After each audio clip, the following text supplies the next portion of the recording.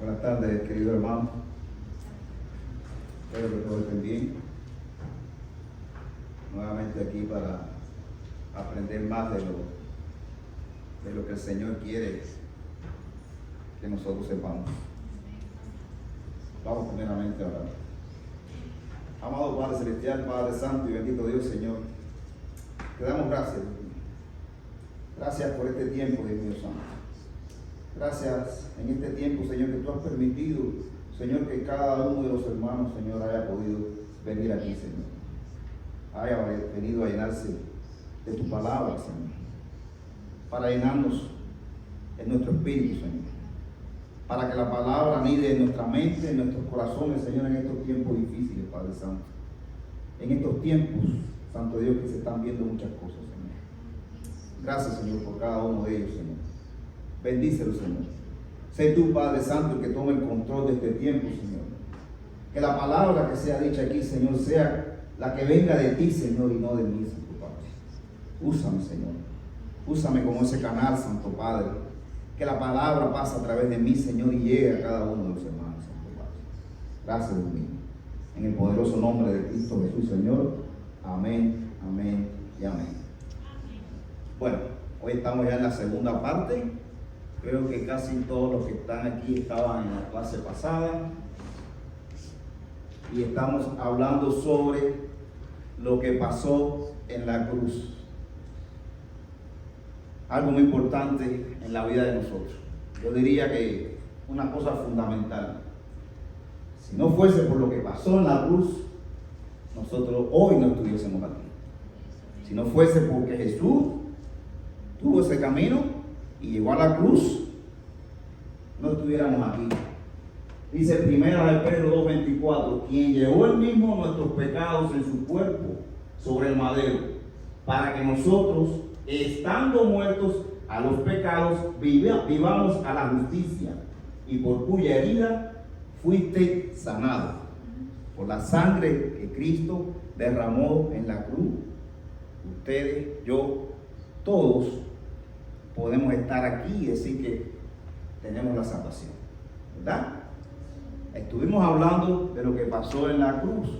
Fueron 7 frases que Jesús dijo antes de morir.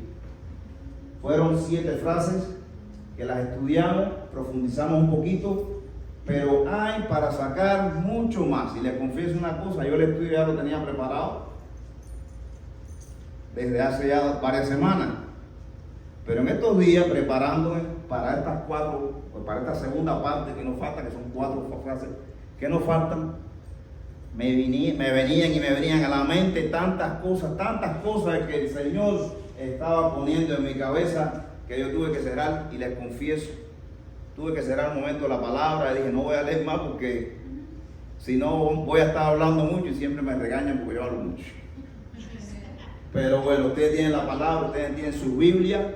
Usted, me imagino, que como buen cristiano, como buen hijo de Dios, todos los días, por lo menos, lean una porción de la palabra. Y como yo les dije, apunten esos versículos, memoricen esos versículos, busquen más en fondo en esos versículos que les va a servir mucho en la vida.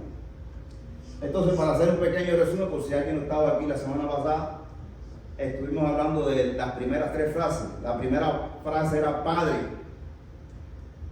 Pásame el siguiente slide, Alex, para que ellos se guíen. La primera frase era Padre, perdónalos porque no saben lo que hacen. Ahí hablamos 2 puntos. Primeramente el perdón.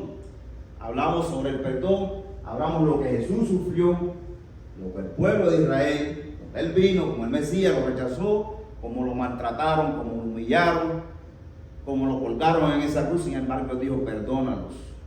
Y habíamos dicho que es algo que a Dios le agrada, que si tú no perdonas, el Señor te dice, cuidado con eso. Hablamos del plan de Dios con nosotros, con los gentiles. Cómo fue que el corazón de Israel fue endurecido para que rechazara al Mesías, para que se abriera esa ventana, esa puerta, por la cual nosotros pudimos entrar a la salvación a través de la fe. ¿Recuerdan eso, verdad? Hablamos en Lucas 23, cuando él dijo, de cierto te digo que hoy estarás conmigo en el paraíso. Hablamos sobre la salvación. Y quiero aclarar algo. por si algo que yo dije en la predicación pasada malinterpretaron, en ningún momento dije y quiero decir que no hacer las cosas que tenemos que hacer en nuestra iglesia es importante. Es importante el bautismo, es importante salir a predicar la palabra. Eso es muy importante, pero eso no nos da la salvación. La salvación que la da Cristo, la da Dios, dice que es por fe y que es un don de Dios. Exactamente, un regalo merecido. Es de Dios, no de nosotros, para que no nos enorgullezcamos, para que no digamos hice esto, por tanto tengo la salvación. Sabremos que hay otras personas, otros creyentes, como los católicos, que dicen que la salvación, las obras es importante. Aclaro ese punto. Hablamos sobre el alma y el cuerpo y descartamos eso que se dice que cuando uno muere, a veces el alma como que se queda flotando por ahí y hablan de esas cosas. No, cuando uno muere, en el caso de este ladrón que estaba al lado de Jesús, directamente fue al paraíso. El que no tiene a Cristo en su corazón, y hablamos también de la historia de Lázaro y el rico, sabemos dónde va. La tercera frase que hablamos fue: mujer, he aquí tu hijo y he aquí tu madre, le dijo al discípulo amado. Hablamos dos cosas importantes ahí. Hablamos de la familia. Hablamos de la familia espiritual y, como la hermana dijo, la familia biológica, y que las dos son importantes. Hablamos varios versículos ahí que indican que es importante la preocupación por nuestros hijos, por nuestros padres, cómo es trabajar, llevar el sustento a nuestra casa. Es muy importante. ¿Por qué? Porque el primer ministerio que nos dio Dios, ¿cuál fue? La familia. Pero hablamos de la familia espiritual, cuando Él dice, el discípulo amado, al que Él amaba. Y yo decía, ¿y por qué lo amaba a Él? Y no, es que no amaba a los otros. No, Él lo que quiere decir, el discípulo amado, se refiere ¿a qué? Exactamente, a la familia espiritual. Y decía que es importante la una y la otra. Creo que todos los que estábamos aquí, estábamos la semana pasada. Eso fue lo que hablamos. Entonces vamos a seguir adentrarnos ya en la segunda parte. Hoy vamos a estar hablando de las 4 frases que dijo Jesús en la cruz que nos faltaban. Pueden buscarla en su Biblia ahí. Está Mateo 27, cuando Él dice, Dios mío, ¿por qué me has desamparado? Súper interesante. Hoy estudiando por la tarde esto, me aparecieron una cantidad de versículos que ustedes no se lo imaginen. En 19:28 Él dice, tengo sed. En Juan 19:30 Él dijo, consumado es. Este es un punto súper importante también. Y en Lucas 26:46 dice, Padre, en tus manos encomiendo mi espíritu. Fue la última frase. Dice que después que dijo esto, expiró. Supuestamente murió. Tuvo una muerte física. Pero todos nosotros sabemos que Jesús no murió. Todos nosotros sabemos que al tercer día resucitó. Y que estuvo 3 días ¿dónde? Dice que fue a predicar. Y me puse a andar ahí en esta parte ahí, está muy bueno para otra predicación. Al pastor Jonte, que le gusta ese tipo de predicación, me gustaría que él tocara este tema, ¿quién le predicó Jesús? Y sería un tema muy bueno. No les voy a decir nada para que ustedes lo busquen después. Entonces, bueno, vamos a empezar con la primera frase. Jesús dice, Dios mío, ¿por qué me has desamparado? Aquí hay dos cosas importantes igual. Pásame el otro slide, Alex. Vamos a tocar, Dios mío, ¿por qué me has desamparado? Vamos a ver sobre la naturaleza divina y humana de Jesucristo. Y vamos a ver cómo el pecado nos separa de Dios. Estos dos vamos a verlos en uno solo. Primeramente, cuando tú ves esta frase, ahí se me perdió de aquí. Aquí está. Dice, Dios mío, ¿por qué me has desamparado? Para ustedes la palabra desamparado, ¿qué significa? abandonado, dejado, olvidado. Ya no me interesa, ya te desamparo, te quito tu apoyo. Y yo me hacía esa pregunta: ¿será que Dios desamparó a Jesucristo? ¿Que lo abandonó, que lo dejó? ¿Será que pasó eso? Sin embargo, y buscando ahí, estuve viendo que algunas iglesias, algunos predicadores, y yo lo diría que es una falsa doctrina, decía que en este tiempo en que dice que Jesús dijo, ¿por qué me has desamparado? Dice que se rompió la comunicación que había entre el Padre y el Hijo. Muchos dicen eso, que se rompió la comunicación estrecha que había entre Padre e Hijo. ¿Alguno de ustedes aquí piensa eso? ¿Verdad que no? Y yo digo, ¿por qué no? ¿Por qué no? Nosotros, los hijos de Dios, nosotros los cristianos, creemos que en un Dios ¿qué? En un Dios trino. Padre, Hijo, Espíritu Santo. Tres en un solo Dios. Un solo Dios. ¿Cómo Dios se va a romper? ¿Cómo Dios se va a separar? Entonces estaríamos negando que Dios es un Dios trino. Lo estaríamos negando. Entonces estaríamos afirmando que si eso sucedió, hubo un tiempo, no sé, 1 hora, 2 horas, el tiempo que Jesús estuvo ahí, que Dios no existió, porque no había comunicación. ¿Sí, hermano, usted quiere decir algo? Sí, es que lo que pasó en ese momento, hermano, fue de que, recuerde que Jesús en ese momento traía todos los pecados del mundo. Amén. Ahí vamos ahora. Y entonces, en ese momento, recuerde que Dios no acepta el pecado. Entonces, para mí tenía que morir el pecado ahí, el mismo Jesucristo. Y eso fue lo que pasó ahí. Él tuvo que pasar esa ¿cómo sería? Como pasar un túnel, como un gusano. Eso es lo que pasó en ese momento, ¿me entiendes? Que ahí tuvo que haber sucedido eso para que el pecado fuera muerto. Amén. Ahí estamos, vamos a estar ahí trabajando en este versículo.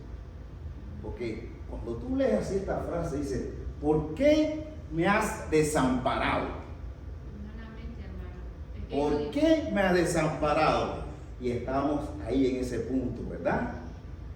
Dije que algunos creen que en ese momento Dios olvidó, Dios no estaba ahí, se rompió la relación entre Hijo y Padre, entre Cristo en la cruz y Dios Padre. Muchos dicen, muchos creen que se rompió, pero si nosotros afirmamos eso, estamos negando la Trinidad. Estamos negando que Dios es trino y estamos diciendo que durante ese periodo de tiempo Dios no existió. Ahora bien, vamos a seguir, porque ves, si nos ponemos a pensar salen muchas cositas ahí, pero yo había puesto en el primer punto aquí algo: naturaleza divina y humana de Jesús.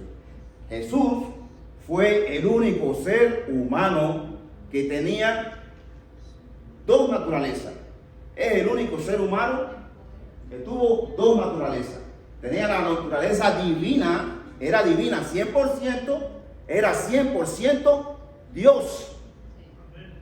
Pero también era humano, y era humano 100% humano.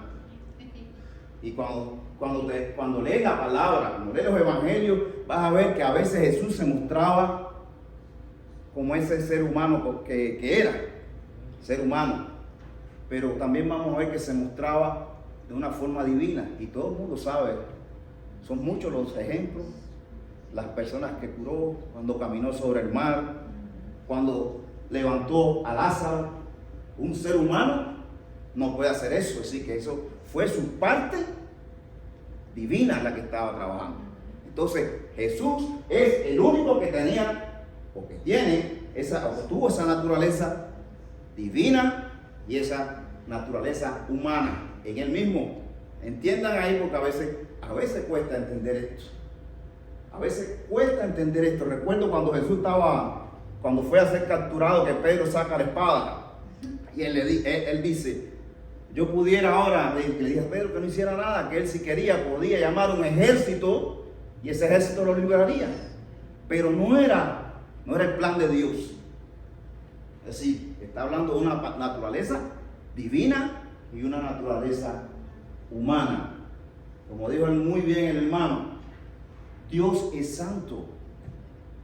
Dios no puede estar donde está ¿qué? El pecado. Dios no se puede contaminar. Pero fíjate el plan de Dios tan perfecto que es. Dios sabía eso y por eso envió a su Hijo. Y lo vamos a ver en ese versículo ahí después.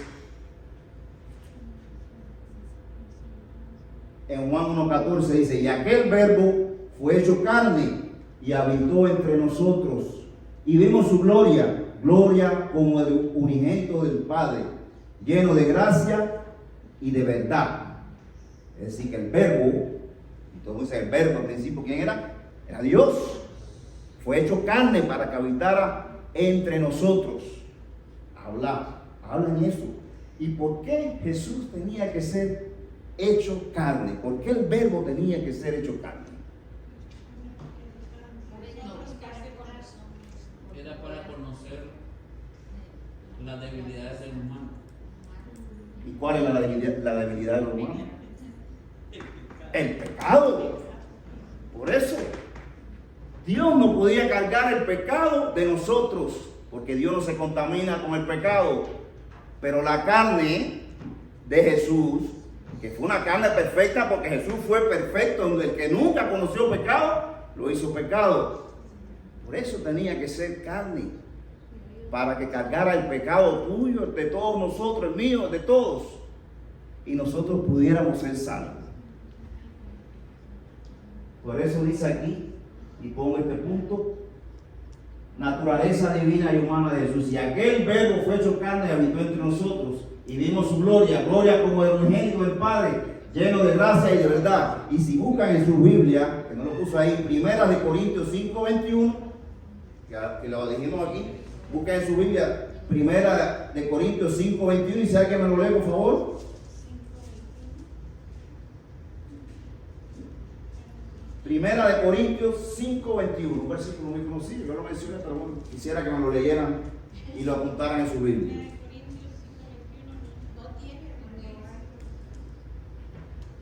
¿Lo tiene alguien? 5:21.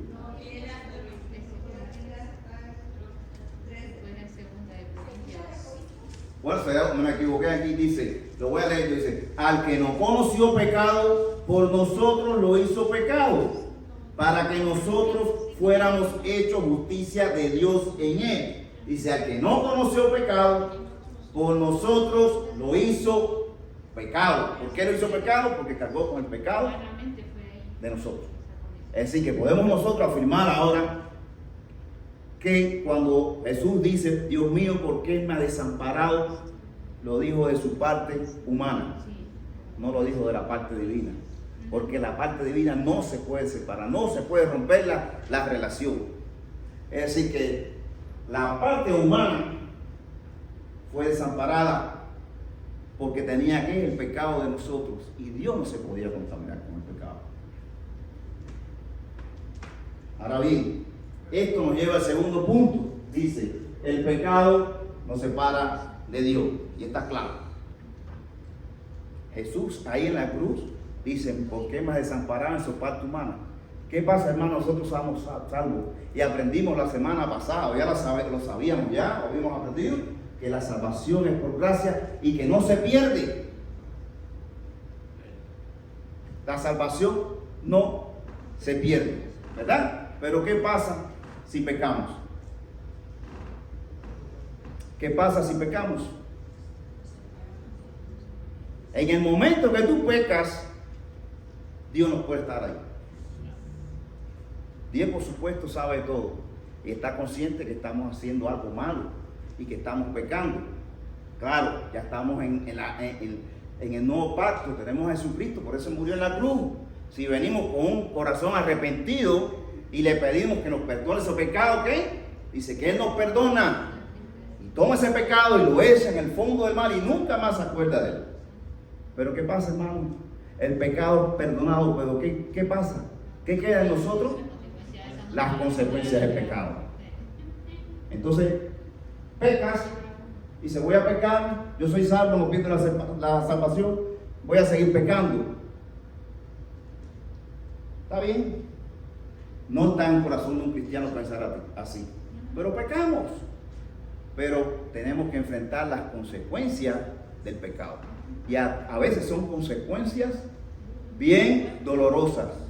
A veces son consecuencias para toda la vida mientras estemos en este mundo. Ahí puse en Romanos 8:3 dice: Dios, enviando a su Hijo en semejanza de carne de pecado, y a causa del pecado condenó el pecado en la carne, lo que habíamos hablado. En Isaías 59 dice: pero vuestras iniquidades han hecho división entre vosotros y vuestro Dios, y vuestros pecados han hecho ocultar de vosotros su rostro para morir, el rostro de Dios. Es decir, hermanos, somos hijos de Dios, pero aún no somos perfectos. Ahorita vamos a hablar de eso. Aún pecamos, por eso es importante cada día tener la comunión con Dios. Por eso es importante cada día pedirle perdón, cada día decirle: Padre, revisa. A veces pensamos que no pecamos, como le pasó a David. Pero decimos: Padre, aquí abro mi corazón, abro mi mente, revísame. Revélame algún pecado que yo no me esté dando cuenta que esté pasando. Porque tenemos que pedirle perdón a diario, porque si vivimos con pecado y no pedimos perdón a nuestros pecados, como dice ahí, el rostro para no ir. Dios no está escuchando. A veces tienes una oración y dice: llevo tanto tiempo pidiendo esto, orando por esto y no tienes respuesta. Porque lo primero que tienes que pedir perdón por tus pecados. Y no vamos alargando más en ese punto. Creo que abundamos bastante bien ahí. Y entendemos que Jesús no fue desamparado. Que la conexión entre Padre e Hijo nunca se rompió, porque tenemos un Dios trino. Que la parte humana de Jesús cargó nuestro pecado. Eso es a lo que se refiere a él. Entonces vamos a pasar al otro slide.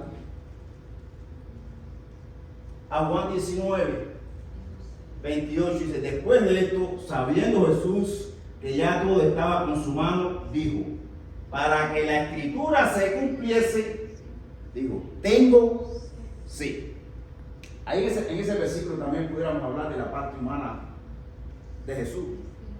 Todos sabemos lo que pasó Jesús antes de llegar a la cruz. Fue golpeado, fue maltratado. Jesús sangró. Jesús en ese momento que estaba pasando esto, estoy seguro que no le estaban dando ni alimento ni agua. ¿Qué agua y qué alimento le iban a dar? Si lo que le estaban era golpeando, se estaba desangrando. Y podemos decir que Jesús tenía un estado de ¿qué? De deshidratación. Jesús estaba deshidratado en la cruz. Estaba falta de fluido, falta de líquido, por todo lo que había pasado.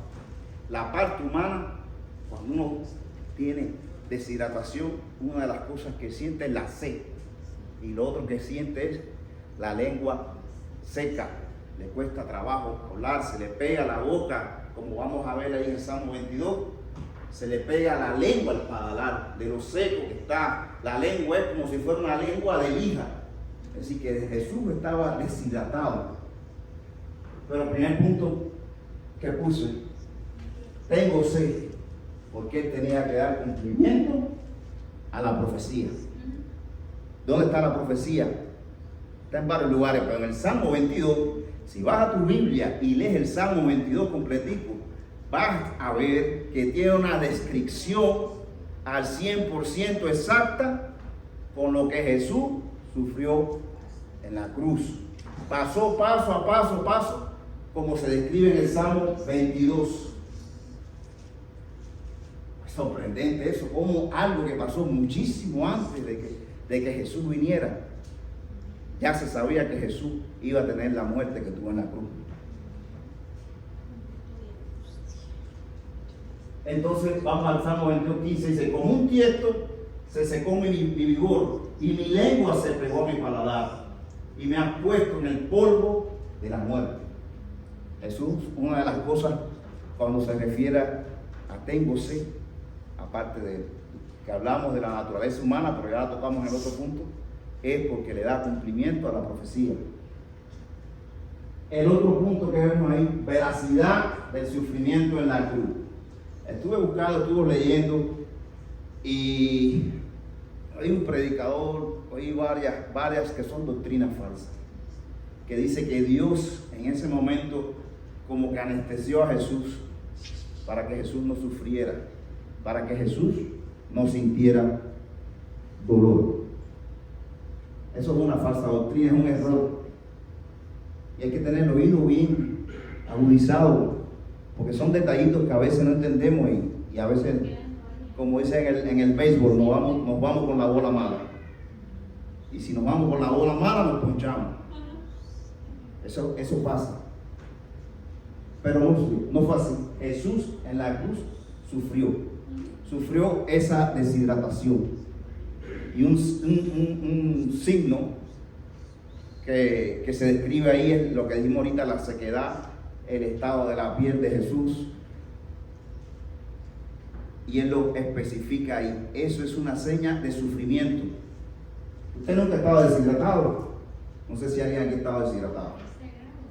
Yo no he estado nunca deshidratado, pero en mi trabajo antiguo, bueno, ahora también, vi mucha gente deshidratada. Y una cosa que da la deshidratación es ansiedad, intranquilidad y da dolor. Pérdida de los fluidos da dolor. Jesús tenía que demostrar en la cruz que él estaba sufriendo, pero era un sufrimiento. ¿Por qué? Por amor. Él no se concentró en el sufrimiento. Él puso su mirada en que estaba haciendo la obra de Dios. Él puso su mirada en los frutos de su obra. Los frutos de su obra somos nosotros. Los miles y miles y miles y miles y miles de personas que iban a obtener la salvación porque Él estaba muriendo en la cruz. Su mirada estaba puesta en eso y no en el sufrimiento. En Hebreos 12:2 dice, puestos los ojos en Jesús, el autor, consumador de la fe, el cual por el gozo puesto delante de él sufrió la cruz. Le dije ahora, menospreciando el oprobio, y se sentó a la diestra del trono de Dios. Jesús sufrió y sufrió mucho en la cruz. Lo que pasa es que Jesús fue obediente. Y vamos a tocar eso después. Vamos a pasar a la siguiente frase. Dice, en Juan 19:30, Juan 19:30, consumado es. Y vamos a tocar dos puntos interesantes. Ahí yo busqué esa frase, encontré una palabra que es una palabra griega, pero dice otro que es una palabra de latín, que la palabra es tetalestía. Tetalestía quiere decir consumado es. Y vamos a ver la relación y por qué hablo de esta palabra. Esta palabra se usaba mucho en esa época. Por ejemplo, era una palabra que se usaba cuando alguien tenía una deuda, debía dinero, debía algo, y cuando cumplía el pago de esa deuda, le decía tetalestía, porque ya pagó lo que debía. Lo usaban los siervos cuando el señor, el amo le daba una orden, un trabajo, él hacía el trabajo perfectamente bien, y cuando terminaba decía tetalestía. Tetalestía, busquen esa palabra, búsquenla después en internet para que vean esta historia. Tetalestía. Esa palabra lo empleaban también los artistas, los escultores, los pintores. Todos saben, cuando terminaban una obra, una pintura, un cuadro, no sé, una escultura, cualquier cosa así, había un jurado que evaluaba la obra y le daba como el sello determinado, y cuando terminaba decía tetalestía. La obra está terminada, la obra es perfecta, no hay que hacerle más nada. Tetalestía. Incluso la usaban los soldados romanos. Esta frase, cuando los soldados romanos iban a una batalla, estaban en la guerra, iban a una batalla y ganaban la batalla, el que estaba al frente de ese ejército decía: tetalestía, victoria. Hemos alcanzado la victoria, hemos ganado. Y decía tetalestía. Y como dije, tetalestía dice consumado es. Esa palabra la dice Jesucristo en la cruz. Cuando Jesús hubo tomado el vinagre, dijo: consumado es. Y habiendo inclinado la cabeza, entregó el Espíritu. Ahí quería tocar dos puntos. Primera, por lo que dije anteriormente, esta palabra es una declaración de victoria. ¿Cuál era la victoria? La obediencia de Cristo en el cumplimiento totalmente cumplido del plan de Dios. Jesús vino y la muerte iba a ser en la cruz. ¿Pero por qué Él tuvo la victoria? Porque fue obediente con el Padre. ¿Recuerdan? Antes en Getsemaní, que le estaba orando ahí y le dice: Padre, pasa de mí esta copa, pero solo si es tu voluntad. Él sabía que iba a sufrir lo que vimos ahorita. Él sabía que iba a morir en esa cruz. Él sabía que iba a tener dolor y de la parte humana sabía que lo que iba a sentir. Pero el Señor simplemente ya tenía su plan. Él fue obediente. Ahorita cuando les dije que cuando estaba con Pedro y lo fueron a detener, él podía haber dicho: venga mi ejército y elimina a todas estas personas. Sin embargo, no. Él le dijo a Pedro que no. Él sabía, él iba obediente. Ahí habla también de la obediencia, de la perfección de Cristo. Y habla de la obediencia que nosotros tenemos que tener a Dios, a su voluntad. Dice en 1 Corintios 15:57: mas gracias sean dadas a Dios, que nos da la victoria por medio ¿de quién? De nuestro Señor Jesucristo. Consumado es. Padre, esta es la victoria. Padre, muerto en la cruz, he dado mi vida para que todos nosotros fuéramos salvos. Esa es la palabra de victoria que dio Cristo en la cruz. Consumado es. Lo otro es: Dios no deja nada a medias. Jesucristo no dejó nada a medias. Él tuvo una vida perfecta, una vida de obediencia. Él llevó el evangelio. Él se mostró. Él dijo quién eras. Él fue a la cruz, Él sufrió y Él murió y dijo: he vencido aquí, consumado es. Esta es la victoria. Es decir, que Él nunca deja una obra a medias, jamás. Y como vamos a ver en ese versículo, la obra que empezó en ti, la que empezó en mí, la que empezó en todos nosotros, Él la va a culminar. Y dice ahí en Filipenses 1:6: estando persuadidos de esto, que el que comenzó en vosotros la buena obra, la perfeccionará hasta el día de Jesucristo. Y es una seguridad que tenemos que tener nosotros. No somos perfectos. Yo me considero uno de los hermanos aquí más imperfectos. Tengo millones de defectos y peco y me caigo muchas veces, pero sé que tengo a mi Señor ahí. Sé que tengo que guardar la obediencia, sé que tengo que pedirle perdón por mis pecados.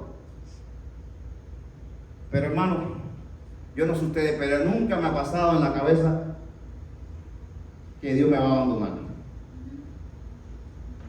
Y a veces he pecado, y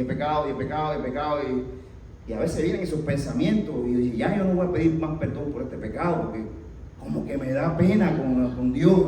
No sé si le ha pasado a ustedes, pero me digo: eso es lo que quiere Satanás. Satanás viene a decirte: tú no sirves. ¿Dónde está tu Dios? Tú no sirves, ya has pecado tanto. ¿Para qué quieres a Dios? Si pecaste hoy, pecaste mañana, pecaste pasado. Pero Dios nos conoce. Porque como dijo el hermano también ahorita, Jesús fue humano y vivió lo que vivimos nosotros. Y sabe que la carne tiene un interés, una avidez excesiva por el pecado. Por eso que dice, no vivan en la carne, reprendan las obras de la carne y vivan en el espíritu. Por eso que la palabra nos enseña esto. Pero tenemos que tener esa confianza. Yo peco, me arrepiento, soy imperfecto, pero seguro estoy de eso. Que dice que la obra que Él comenzó en mí, el día que yo entré en su corazón, porque Él me buscó, porque Él me escogió, porque Él me señaló, no porque yo lo busqué, porque jamás lo busqué. Yo nunca lo busqué, llegó a mí un momento. Y cuando lo conocí lloré, y lloré, yo decía, ¿por qué lloro? ¿Y por qué estoy aquí? Yo no sabía que estaba ahí, Él fue el que vino a buscarme. Desde ese momento empezó la obra en mí. Y yo tenía miedo de pararme aquí, yo tenía miedo de orar. Yo tenía miedo de estar dando una clase, yo tenía miedo de salir a hablar la palabra, yo tenía miedo de decirle a mis amigos que yo creía en Dios, que yo confiaba en Dios, yo tenía miedo. Pero Dios, el Señor te va perfeccionando cada día más. Es decir, que la obra que Él empezó en nosotros no la va a dejar inconclusa. Eso te lo está enseñando en la cruz cuando dice consumado es tetalestía. Nunca va a dejar las cosas a medias, nuestro Señor. Vamos al otro siguiente. No vamos a demorarnos tanto. Ahí están los versículos. Yo les digo, para aquí, hermano, estos son los tiempos, son tiempos difíciles. Y son tiempos que la gente a veces lo que quiere escucharle es el fin, que viene el fin, que viene el fin, que viene el fin. Pero si tú no conoces el principio, si tú no conoces la historia del principio, no vas a entender el final. Tenemos que conocer bien por qué estamos aquí. Y esas 7 frases, hablamos un poquito aquí, pero esas 7 frases, si buscas más, vas a encontrar que son mucho más profundas. Hay muchas cosas ahí que no entendemos. Y estuvo, cuando busqué, y entonces encontré en Deuteronomio, creo que es 29, dice, los secretos, esos son para mí. Y ustedes van a conocer lo que yo quiero que ustedes sepan. Es decir, que hay muchas cosas que no vamos a entender. Eso, algún día, cuando estemos en la presencia del Señor, le vamos a decir, Padre, ¿por qué esto? Padre, ¿por qué me pasó aquello? Padre, ¿por qué yo estaba orando por esto y tú no me diste eso que yo quería? Ese día vamos a entender todas esas cosas. Ese día vamos a entender muchos versículos de la palabra. Vamos a entender, me acuerdo, en Génesis 6, vamos a entender lo que pasa ahí, cuando hablan de los gigantes, cuando hablan de aquello de los ángeles caídos. Estaba hablando yo con el pastor, con el hermano Hostel, que habla de eso. Y hay muchas teorías, pero no es el momento ahora. No es el momento. Ahora es importante saber de dónde venimos, saber lo que Jesús hizo. Y para terminar, vamos a la última frase. Esta está muy interesante. Dice, Padre, en tus manos encomiendo mi espíritu. Esta fue la última frase que Jesús dijo en la cruz y murió. Aquí yo busqué y vi en otras versiones, como era en la versión latinoamericana, en la nueva versión internacional, en la Reina Valera, no sé, hay otras versiones que usan y que dicen así. Incluso en el versículo anterior lo vimos. Dice que Jesús inclina la cabeza y dice, Padre, encomiendo tu espíritu. Es decir, Él estaba crucificado, inclina la cabeza y dice, Padre, encomiendo mi espíritu en tus manos. Gracias, hermano. Ahora, cuando tú ves a la realidad y tú ves una persona, bueno, no sé si alguien ha visto a alguien que se ha muerto, no sé, creo que no es algo que le agrada a todo el mundo ver que una persona muere delante de ti. Normalmente la persona expira, es decir, que ya deja de respirar, muere e inclina la cabeza. Por lo menos en las películas se lo han visto, ¿verdad? Ya que se está muriendo, confesando, se murió, y hace así. Pero fíjate como hacemos la comparación. ¿Qué hizo Jesús? Hizo al revés. Él inclinó la cabeza y dijo, Padre, entrego mi espíritu. Y murió. Hizo al revés. ¿Eso qué nos demuestra? Nos demuestra que Jesús tenía un control absoluto de lo que estaba pasando ahí en la cruz.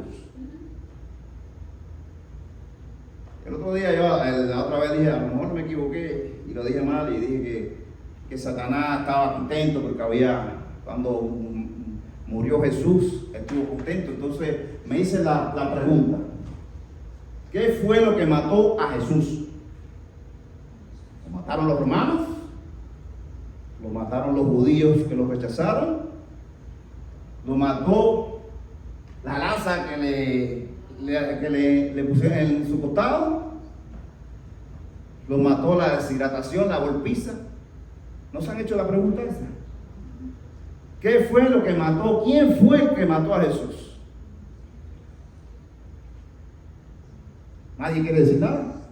La profecía. Hermano, nadie mató a Jesús. Jesús se entregó. Él tenía control de lo que estaba pasando. Y estaba un poco profundo para entenderlo. Pero Jesús fue el que se entregó. Nada lo pudo matar. Jesús se entregó. ¿Y se entregó por qué? Por amor. Como el amor agape que vimos aquí en la semana pasada. Jesús se entregó. Por eso puso aquí, Jesús tuvo control total de su muerte. Si van a Juan 10, y no lo vamos a leer completo, en Juan 10, cuando se hace la historia de las ovejas y eso, búsquenlo si quieren, pero vamos a ver específicamente el versículo 18, dice, nadie me la quita la vida, sino que yo de mí mismo la pongo. Tengo poder para ponerla y tengo poder para volverla a tomar. Este mandamiento recibí de mi Padre. Nadie podía quitarle la vida a Jesús. Nadie podía quitarle la vida a Jesús. Él la entregó por nosotros. La entregó por nosotros. Jesús entregó su vida por amor. Y esta frase todos la conocen. Porque de tal manera amó Dios al mundo que ha dado a su Hijo unigénito para todo aquel que en Él cree no se pierda, mas tenga vida eterna. Mantenga vida eterna.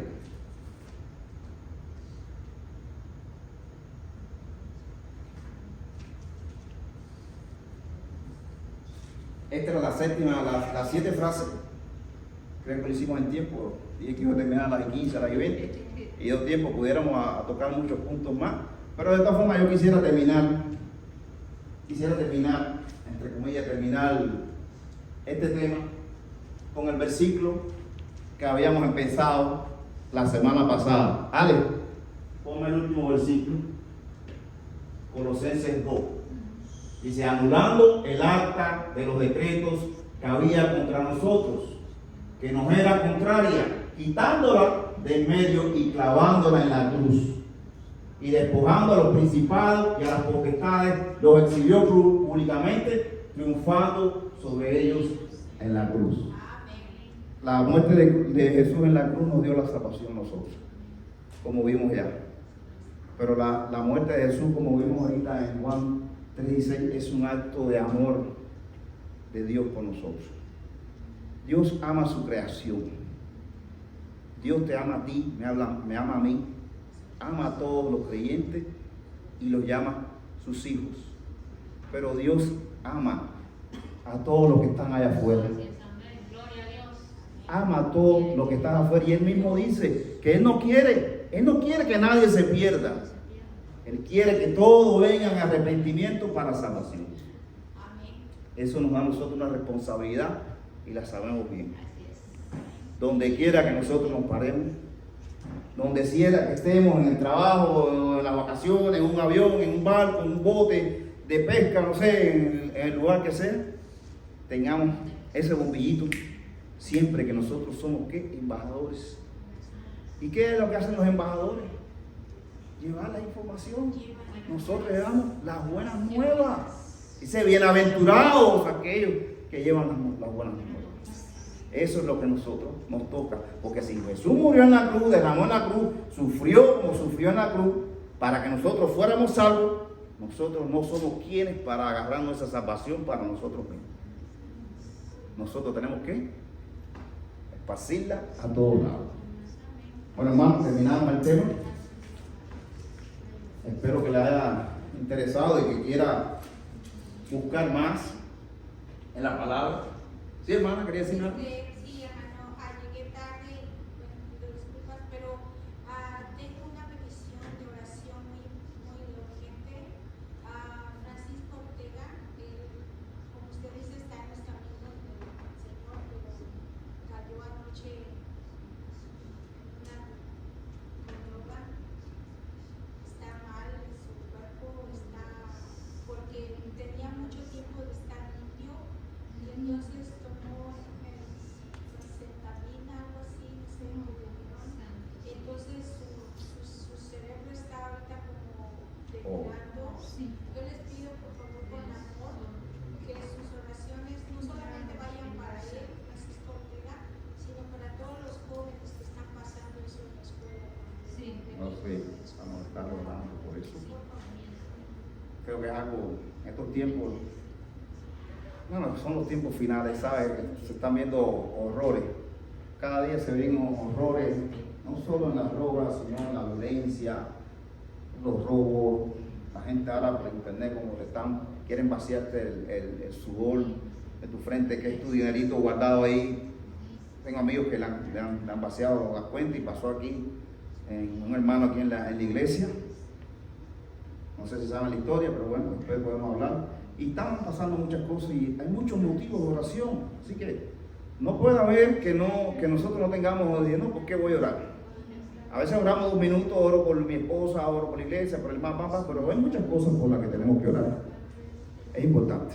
Entonces yo les voy a pedir que se pongan de pie para despedirnos en oración. Y vamos después a estar despedidos. Amado Padre Celestial, Padre Santo y bendito Dios, Señor, te damos gracias, Señor. Te damos gracias por este tiempo, Santo Padre, que tú has permitido que se hable tu palabra, Dios mío. Te damos gracias, Señor, porque esa palabra, Padre Santo, llega a nuestra vida y es edificación. Dice que tu palabra nunca regresa vacía, Señor. Esa palabra que ha venido de ti, anida en nuestros corazones, Señor. Porque la hemos preparado para recibirla, Señor, y te lo pedimos que cada día prepares nuestra mente y nuestro corazón para recibirla, Señor. Padre, te damos gracias por cada uno de los hermanos aquí, Señor, por estas familias, Señor, por sus esposos, esposas, por sus hijos, por sus padres, Señor, como aprendimos aquí, Señor. Te damos gracias por cada uno de ellos, Señor, te pedimos bendiciones, Señor, en su vida como creyente, pero en su vida allá afuera, porque son tiempos duros y difíciles, Señor. Padre Santo, hay muchos vicios, muchas cosas que están atacando, Señor, y que vienen del mundo. Mucho pecado, Dios mío. Este pecado de la drogadicción, Señor, es algo que está dañando tanto la familia. Está destruyendo matrimonio, está destruyendo hijos, está destruyendo relaciones, Señor. Hoy la hermana ha querido pedir oración por Francisco Ortega, Señor. Y lo ponemos delante de ti, Padre Santo, para que tú lo levantes, lo redarguyas, Dios mío Santo. Para que lo traigas, Señor, a tu voluntad, Señor, que es el camino perfecto, Dios mío Santo. Tenemos a Jesucristo, Señor. Dice que Él perfeccionará la obra, Él nos perfeccionará. Y dice la palabra que Dios lo quiere perfecto, igual que lo fue Jesús, Señor. Confiamos en eso y creemos en eso, Padre Santo, Señor. Bendice, Señor, a cada uno de los hermanos, Señor. Vamos a nuestras casas, Señor. Cuídanos, guárdanos en el camino, Señor.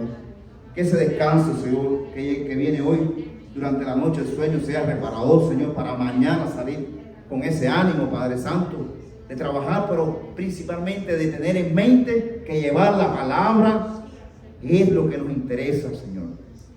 Nosotros dice que no somos de este mundo, dice que es nuestra ciudadanía está en los cielos. Por tanto, Padre Santo, lo primero eres tú, lo primero es tu voluntad. Gracias, Dios mío Santo. Gracias, Señor.